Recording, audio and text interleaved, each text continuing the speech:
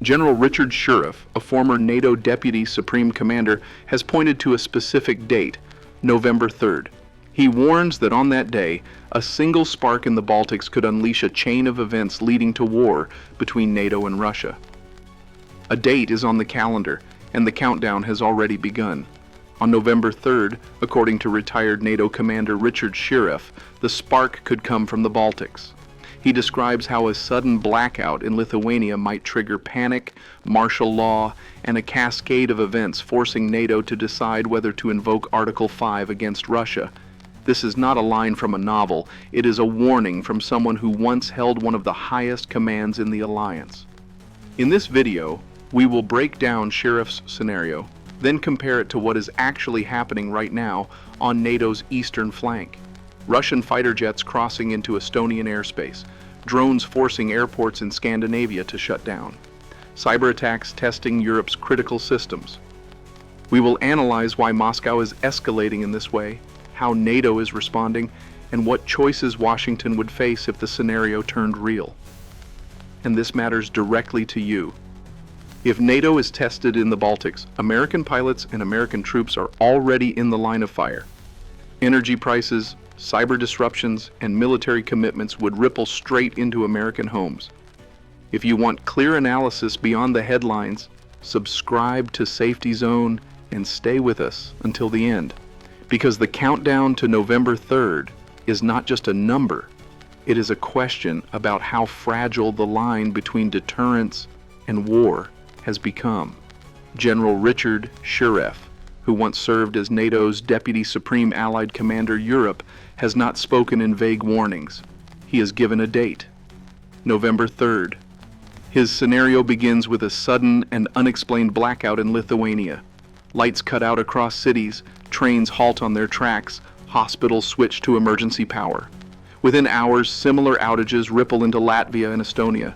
Streets fill with confusion, social media lights up with panic, and governments scramble to restore order. By nightfall, martial law is declared, not because leaders want it, but because systems have already started to break down. According to Shirreff, this is the moment Moscow seizes. In Kaliningrad, Russian forces go on high alert. State media accuses NATO of staging provocations, and before dawn, limited strikes are launched just across the Lithuanian border, probing defenses and daring the alliance to respond. For the first time since NATO's founding, Article 5, the promise that an attack on one is an attack on all, would be on the line. The scenario then turns to politics. Shirreff suggests that Washington itself could hesitate, calculating the risks of escalation with a nuclear power and weighing whether the Baltics are worth a war. He imagines hesitation at the very top, a delay in decision-making that would fracture NATO unity and embolden Moscow. In his chain of events, days, not weeks, separate blackout from bombardment and decisions in Washington from the fate of Europe. What makes this scenario gripping is not just the map or the mechanics, but the clock. Shirreff does not talk about some distant decade or abstract possibility. He talks about November 3rd, a date that makes the question unavoidable. If the lights went out in the Baltics that night, how would NATO respond, and what would America really do? The scenario Shirreff laid out may seem extreme, but reality is already nudging in that direction. In recent days, 3 Russian MiG-31 fighter jets crossed into Estonian airspace without filing a flight plan. They switched off their transponders, making themselves invisible to civilian radar, and remained inside NATO skies for 12 minutes before being intercepted by Italian F-35s. Estonia immediately triggered consultations under Article 4, calling the violation unacceptable and demanding collective attention from the alliance. According to Reuters, Moscow denied any wrongdoing, insisting the jets flew over neutral waters. That denial fits a familiar pattern. Assert power, deny intent, and leave NATO to handle the ambiguity. This was not an isolated act. Only days earlier, Poland reported a swarm of over 20 Russian drones crossing its airspace. Several were shot down by NATO aircraft, others crashed, but the sheer scale was unprecedented. Warsaw described it as a large-scale provocation, and also invoked Article 4. The sequence is hard to ignore. Drones first, jets next, escalation in measured increments rather than a single dramatic strike. Each step raises the risk without crossing the line into open war. And the pressure is not confined to borders. A new front has opened in Europe's skies: civil aviation. In Copenhagen, unidentified drones forced the main airport to close for nearly 4 hours. According to Danish police, the drones were not hobby toys, but flown by a skilled operator, hovering at altitude and even flashing their lights on and off before disappearing. Hundreds of flights were delayed or diverted, with knock-on effects across Scandinavia. Oslo experienced a similar scare, and both governments raised the alarm about possible foreign involvement. At the same time, European airports face something even harder to intercept: cyberattacks. Ransomware crippled check-in and boarding systems at Heathrow, Berlin, and Brussels, forcing airlines to fall back on manual procedures. Passengers found themselves stranded in terminals while technicians raced to contain the breach. According to Reuters, this was not the first such attack, but the coordination across multiple hubs suggested a deliberate attempt to test aviation's weakest points. Cheap drones and malicious code achieved what missiles and bombs would normally do: shut down travel, spread confusion, and erode public confidence. Taken together, these are not isolated headlines. They are strands of the same rope tightening around Europe's security. Fighter incursions probing the alliance's borders, drone provocations shutting down airports, cyber disruptions cascading through critical systems. Each one tests NATO's readiness, its unity, and its ability to respond quickly under pressure. And when you place Shirreff's scenario over this unfolding reality, the frame begins to look less like fiction and more like a warning. The question is not whether a blackout in the Baltics could happen, it is whether the alliance is ready when the next spark, accidental or deliberate, sets the stage. Russia's strategy in these provocations is not random. It is the method of controlled chaos.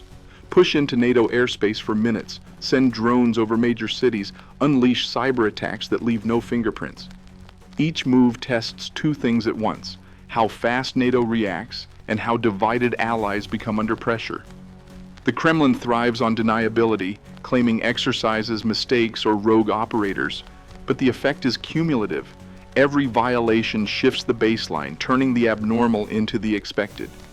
Yet Moscow's calibration has its own risks. A fighter jet crossing into Estonia might intend only to test, but what happens if NATO interceptors misread the maneuver? A drone over Copenhagen may be designed as a signal, but what if it collides with a commercial aircraft? The danger is not that Russia plans an immediate full-scale assault. It is that the margin for miscalculation narrows with each probe. NATO, for its part, has tried to close that margin. After the Estonian airspace breach, the North Atlantic Council met under Article 4, reaffirming unity and warning that Allied skies will be defended by all necessary means. According to AP News, Secretary General Jens Stoltenberg underscored that any repeat incursions would trigger proportionate but firm responses, a phrase that signals deterrence without promising escalation. Poland has gone further, announcing it will preemptively shoot down drones or aircraft that violate its airspace, citing national security and the need to prevent normalization of provocations.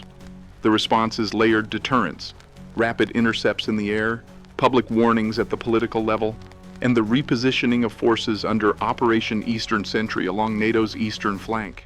According to Reuters, NATO has already increased air patrols and cyber defense postures, linking them as part of one broader shield. The message is clear: hybrid warfare will not be allowed to slip under the radar. Still, a question hangs over every announcement. Is the alliance unified enough to turn deterrence into action if Shirreff's scenario, or something close to it, materializes? For the United States, Shirreff's scenario forces a choice that cuts to the core of American strategy. If Russian forces cross into Lithuania, if Article 5 is invoked, Washington cannot hide behind ambiguity. The treaty is clear. But politics, risks, and perceptions complicate the picture. Two paths emerge, and both carry heavy consequences. In the first path, America responds decisively. U.S. pilots already stationed in Poland and the Baltics take to the skies under NATO command.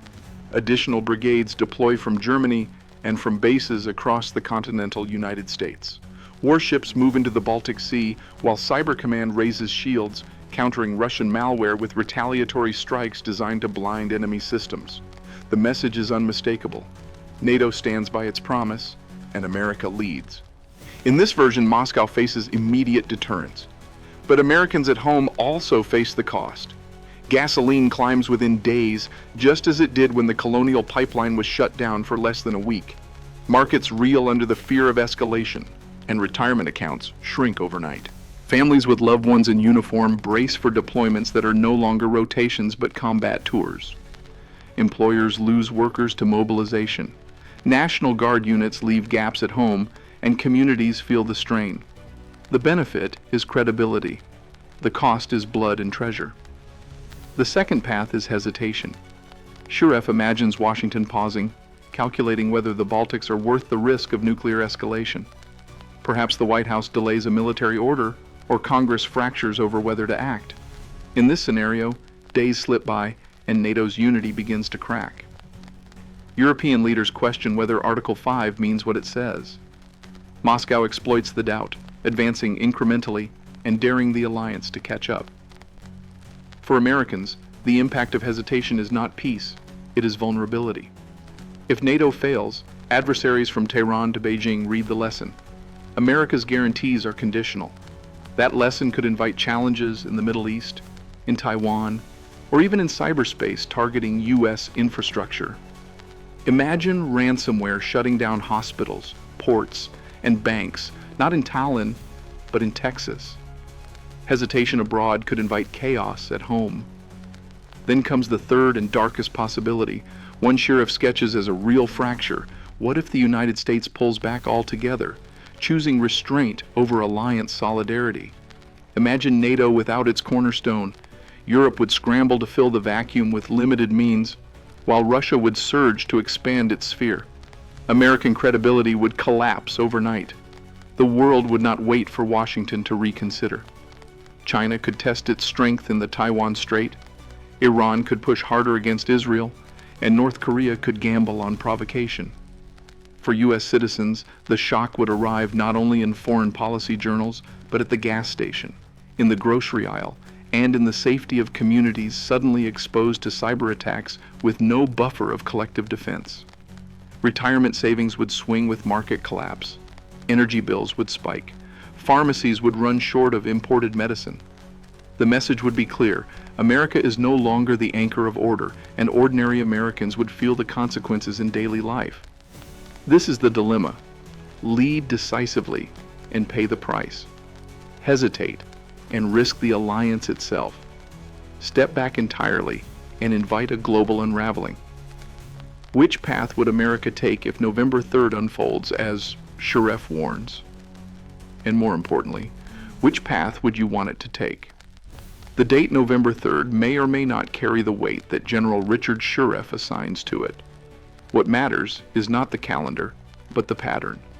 In the span of days, we have seen Russian jets push into NATO skies, drones disrupt Europe's busiest airports, and cyber attacks grind systems to a halt. Each act alone could be dismissed as an incident. Taken together, they are signals. Signals that the space between peace and war is no longer measured in years, but in hours.